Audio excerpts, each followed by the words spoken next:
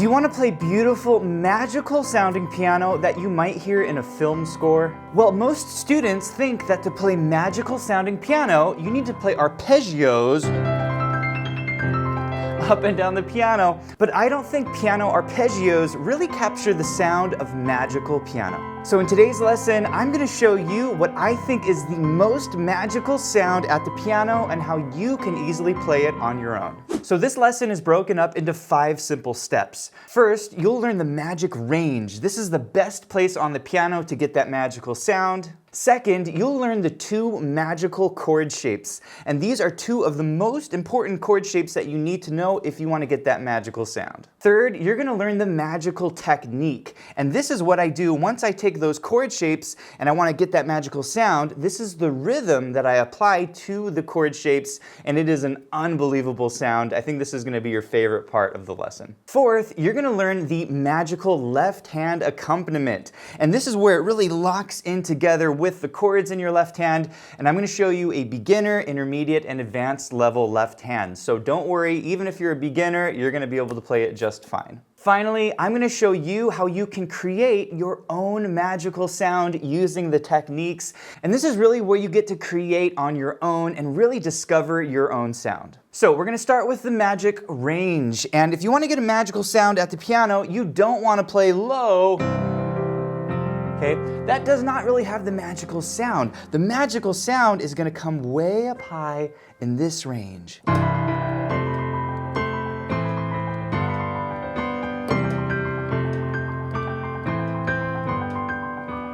So the key thing for you to remember is that the magic sound is really between a C5, 1, 2, 3, 4, 5, and a C7. All right, in the next step, you're going to learn the 2 magical chord shapes. But before I teach you, if you're enjoying this lesson, please hit the like button. And if you're new to the channel, be sure to subscribe for more videos just like this. All right, are you ready to learn the 2 magical chord shapes? They're actually super easy to play. And here's your first shape. Okay, really beautiful. Now you might be looking at this chord and thinking, Johnny, what is this chord? This is not a chord that I usually play at the piano. Well, it's actually like a C major chord, except we're adding the B, which we call the 7th. So it's called a C major 7 chord, except we're removing the 3rd from this chord. And this is really important. If you want to get a nice magical sound, it's nice to take the 3rd out of the chord, which is a very bright sounding note. And so instead, we take that 3rd out, we get this kind of open sound with this open 5th.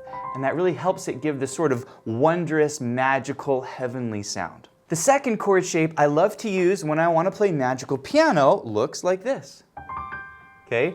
This is called a C sus2, and it's like a C major chord, except instead of playing the 3rd, we suspend it down to the 2nd. And so once again, we're removing the 3rd of the chord to get a more open sound. And then I like to move it up here, and so once again, we get a nice open sound. Instead of this bright 3rd, we get a 4th interval and a 4th interval. By the way, you can print the lesson sheet music. You can also change the key of this entire lesson with a click of one button with our smart sheet music. So I'll put a link to all of that below. All right, you're rocking and rolling, and in the next step, you're gonna learn the magical chord technique.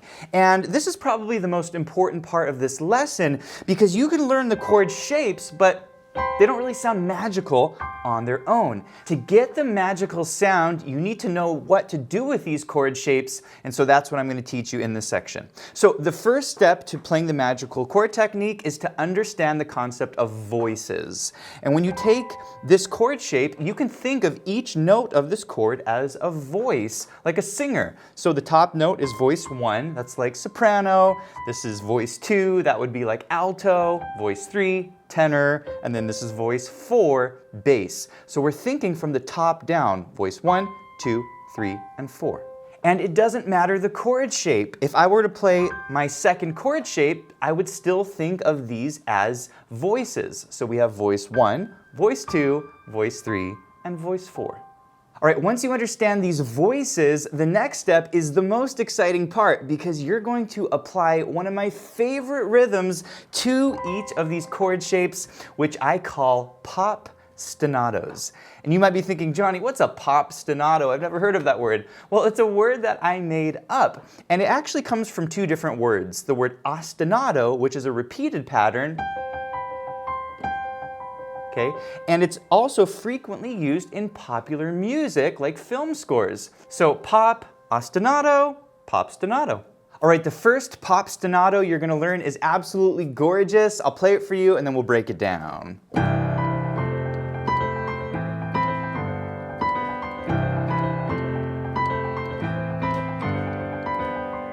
I feel like when I play this popstinato, I can just see that movie scene with maybe some characters flying and some magical stuff happening. And once again, it's not that hard to play. So what I'm doing is I'm actually following a very simple pattern using my shape 1. And the way the pattern goes is like this. We're gonna think of each note as a voice, 1, 2, 3, and 4, and then we're gonna follow this pattern. We're gonna go voice 3, 4, 3, 2, and then we're gonna go 4, 3, 1, 4. Does that make sense? And then we're gonna repeat the exact same pattern. So we're gonna go 3, 4, 3, 2, 4, 3, 1, 4. Does that make sense? That is the popstinato pattern. And so this is the way that I recommend that you think about this pattern. It's just a series of numbers that use each of the chord voices, okay? So if you speed this up a little bit, it has a really cool sound.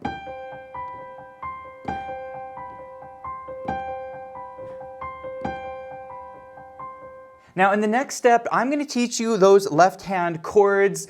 And by the way, the chords that I was playing were the more advanced sounding chords, but if you're more on the beginner side, don't worry, the chords will be simpler. But before I teach you the left-hand accompaniment, I want to first show you the other two of my favorite popstinato patterns and how you can apply them to the other chord shape. All right, popstinato number 2 is one of my favorites, and it sounds like this.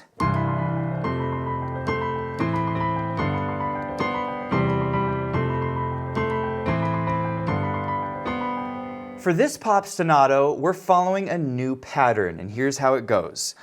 Here's our chord shape.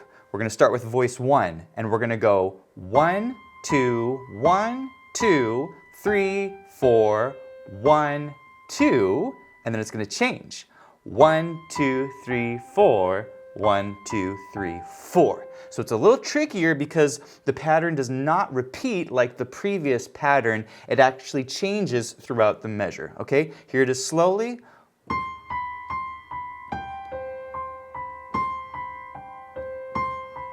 That's it, okay? And if you speed it up, it sounds so nice.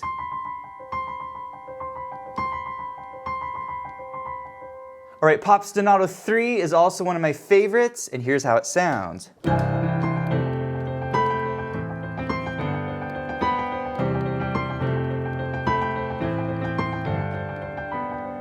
Again, don't worry about the left hand. I'm going to teach it to you in the next step. The most important thing right now is that you understand these popstinato patterns.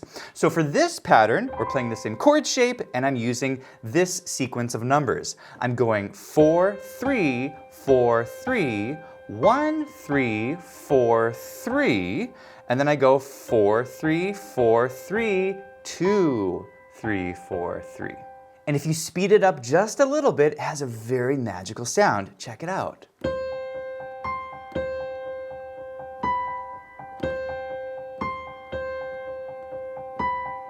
Notice also how I'm placing little accents on some of the notes.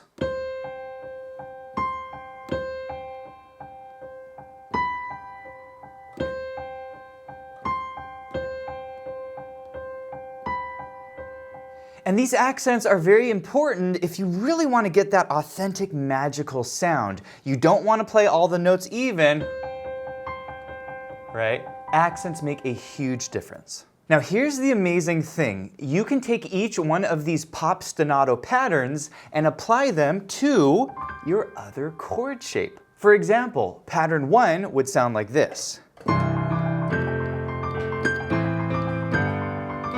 Doesn't that sound amazing? And I'm just applying that same numeric pattern to this chord shape. So I'm going 3, 4, 3, 2, 4, 3, 1, 4. and then I repeat it. 3, 4, 3, 2, 4, 3, 1, 4. Same with pattern 2. Here's what it sounds like.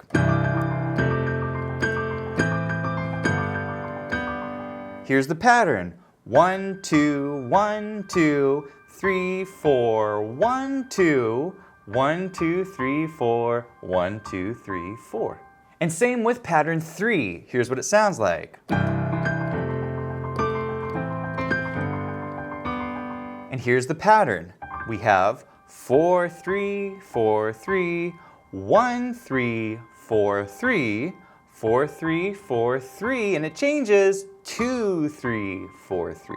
Now you might be thinking, Johnny, are there other Popstinato patterns that I could try on these chords? And the answer is yes. In fact, I put together a full-length course on this topic. In this course, you learn everything that you need to know about the Popstinato technique. We cover the top chord progressions, the 5 right-hand positions, your left-hand chords, and then I teach you 16 of my favorite Popstinato patterns and how to create various patterns on your own. So I'll put a link to the course below. All right, we're in step 4, and in this step, I'm going to teach you a left-hand accompaniment for your playing level. So we'll start with beginner or easy. And if you're a little more on the beginner side, the left hand that I recommend goes like this.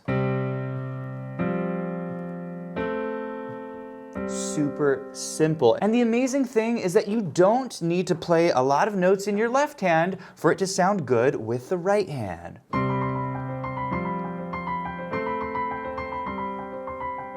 So I'm playing what's called a C5. It's a C open 5th to an F sus2, very simple. Then a quick A minor, just 2 notes, super easy. And finally, a G sus4.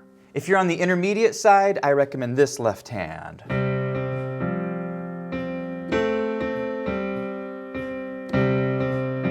It's a lot like the beginner left hand, except there's a little more rhythm to it. So I'm grabbing the chord, C open 5th, with a little C on the top, F sus2, simple, one more C on the top, and then an A minor, C on top, to the G sus4, and then the C on top, okay? And that C on top is really nice because it kind of drives the rhythm. It's kind of like a drone sound where you have this constant note pushing through all of the time. It's a really nice technique to use. Now you really want to get the rhythm, and the rhythm goes like this.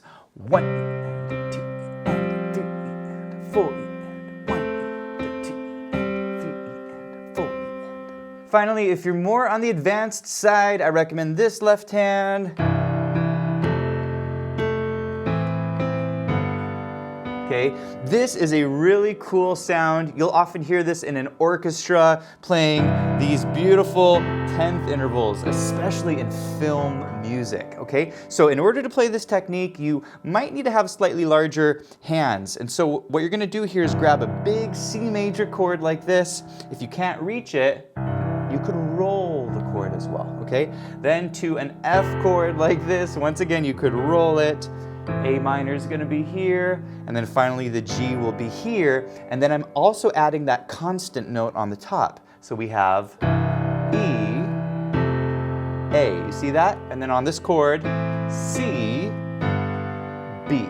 And the rhythm is the same. 1 E and 2 E and 3 E and 4 E and 1 and 2 E and 3 E and 4 E and. Welcome to the final step, and in this step, you're gonna learn how to create your own magical sound, and here is the amazing thing. You can come up with endless Popstinato patterns, because remember, a Popstinato is just that series of numbers, and so you can change the numeric patterns around. You can come up with your own. So I'm going to briefly show you 3 additional examples for Popstinato patterns to inspire you to come up with your own patterns. So this is pattern number 1.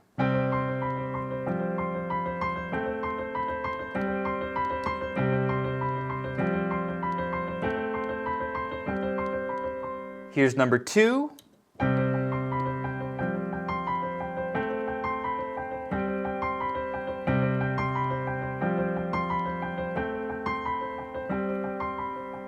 And for example 3, I'm going to incorporate a harmony note, meaning I'm not just going to play individual notes, I'm gonna mix some of the notes together. So here's how this one sounds.